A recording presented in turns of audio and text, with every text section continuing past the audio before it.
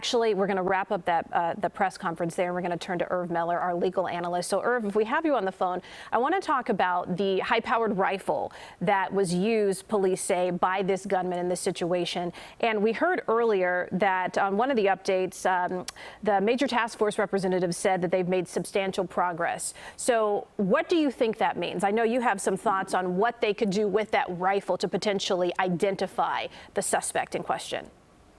You know, it's a fantastic piece of evidence to try to give them some lead as to who actually committed this crime. ATF, alcohol, tobacco, and firearm, has the ability to take a weapon, like a rifle, take the serial number, and they have the ability to trace that serial number back to the manufacturer, and from the time it left the manufacturer's plant to the retailer, to the first purchaser, second purchaser, third purchaser, whoever it may be, and try to find out who the last purchaser was that may be the shooter in this particular case.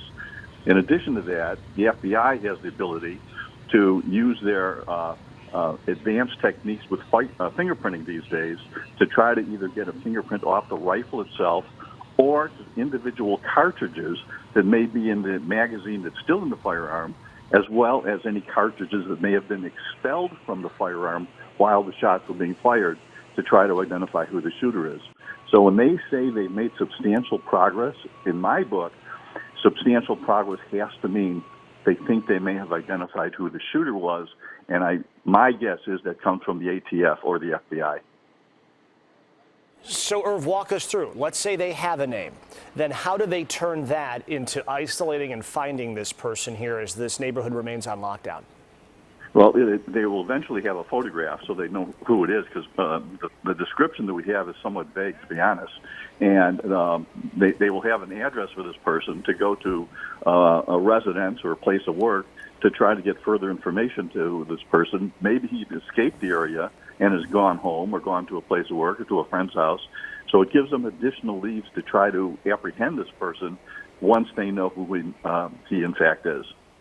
So, Irv, from a legal perspective, all of this, the apprehension can happen so quickly once they identify him. So can you talk us through the exigent circumstances? What are they allowed to do in a situation like this to quickly apprehend a suspect? Well, you know, this is a crime of violence. They don't have to wait around for search warrants. If they identify him and he starts running away from them, we don't know if the rifle was the only weapon he may have had on him today, so he may be armed. And believe me, the police response is going to be aggressive. There's no question about that. I mean, you have armored vehicles out there right now. You have snipers on rooftops in downtown Highland Park. So they're taking an aggressive position as to what they're going to do. Irv, one question, and we want to bring in Phil Andrew, our security expert, who's been with us throughout the day. And as we do that, though, Irv, I want to ask you, when you look at a situation like this, and we really want to pump the brakes and not play speculation games, but as you look back on your career as a prosecutor, people who commit crimes like this, high profile, indiscriminate, holiday related, are these sophisticated criminals? Are these people who would know how to evade the system? Or are these people who are less likely to know how to do that? You know, I would have to say that over the course of all the years I was a prosecutor as well as defense attorney involved with FBI, ATF, Chicago Police, Suburban Police, you can't specifically say it's this type of person that's going to commit this type of crime. You have poor people, you have affluent people, you have every race. There's no way to particularize a particular subject who's going to do this. You can't predict this kind of behavior. Sometimes it's absolutely spontaneous. Sometimes it's planned. You never know what you're going to get. So, Irv, I want to bring in Phil Andrew, who is a security expert, and we'll have both of you in on this conversation. But, Phil, as you've been listening into this happened 10 o'clock. So here we are, upwards of 6 hours out from that, even more. And we are talking about the police having substantial progress. In your mind, what does that mean? And what would they be doing right now as they're narrowing this perimeter? What do you think that means as well? Well, I agree with Herb. I think that this weapon being found is a huge advance in the case in helping identify this person. Now, if they've identified this person, obviously they can get a photo. They probably are trying to use that to narrow this perimeter based on some information or belief that they can catch this person within the perimeter that they've established. But they're going to be following up on those leads, but they're also analyzing all the information that's coming from the community now.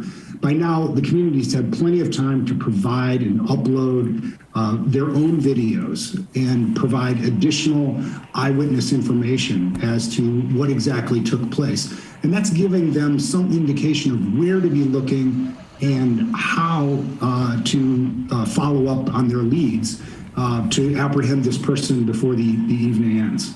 Phil, I think on one side of the ledger, you hear the story of somebody puts a ladder up behind a building, climbs that ladder with a weapon, possibly multiple weapons, and then begins firing and then is able to exit, presumably using that same ladder, and just kind of blend into the crowd.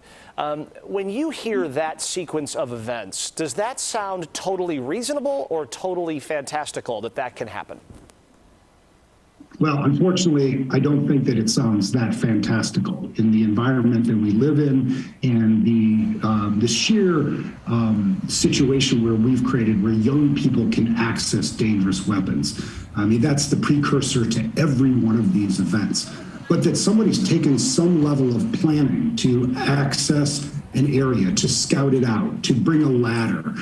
They've likely also thought about some way that they were going to try to escape this. But there are so many intervening factors that roads closed off, someone seeing them, a camera picking them up, that while this may well still have been a planned event, that whether somebody planned for months or a few hours, we don't know yet, but that mistakes will have been made, and that's where the opportunities for law enforcement to advance this case. They probably didn't plan to leave the weapon. They had to leave the weapon probably because of the quick police response to the shots fired, that because police were immediately in the area, and then turned to their escape, leaving the weapon, which is a huge clue for us now.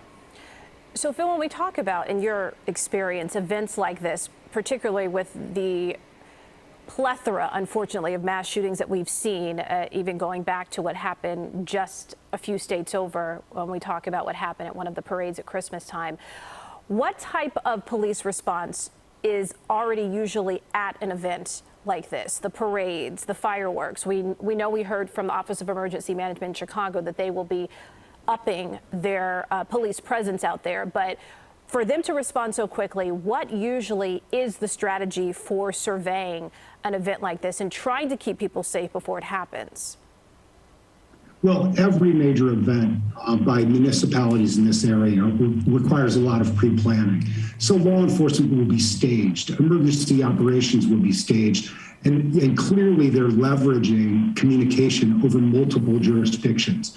For one town to pull off a parade these days, they're usually leaning on multiple municipalities for additional support. So that's a real advantage for law enforcement. And that's part of the reason we had such a quick response, is multiple agencies were already integrated for the preparation and support of this parade, that they were able to respond quickly. And those agencies are also now, with additional agencies, federal included, are supporting this investigation. So we've got hundreds of law enforcement really combing that area, looking for both evidence and potentially the perpetrator themselves, but also law enforcement combing through the digital evidence. Those pieces of video and recordings that have been sent in by the community, as well as stuff that may be gleaned from nearby businesses, an ATM, you name it, and then integrating that with the eyewitness information. The story is going to be clear, and the dragnet is going to become narrower and narrower to catch this person soon. I want to ask both Irv and Phil, if Irv is still on the line. But Phil, let's start with you. If you had a loved one living inside that perimeter, that 12 to 15 block perimeter in Highland Park, and they asked you, how long do you think I'm going to have to stay inside my house with my kids on the 4th of July weekend? What would be your best guess answer as to when we might have some movement such that they can remove themselves from this shelter in place? You know, my quick answer would be as long as it takes. That this is how your community supports this investigation. That if you are held up in your home with your family right now, or you're even providing a place to stay for folks that are were in the vicinity, you are servicing your community and you are supporting this investigation by staying off the streets, staying out of the way, staying safe, and keeping law enforcement undistracted in their attempt to apprehend this person. Irv, how would you best guesstimate a timetable here? Do you have any sense when we look back at cases that have any similarities here to kind of guess how long these kind of manhunts last? I think you have to totally rely on the expertise of the local police department and wait till they come by and say, all clear, it's okay to come out. And until that happens, you stay put.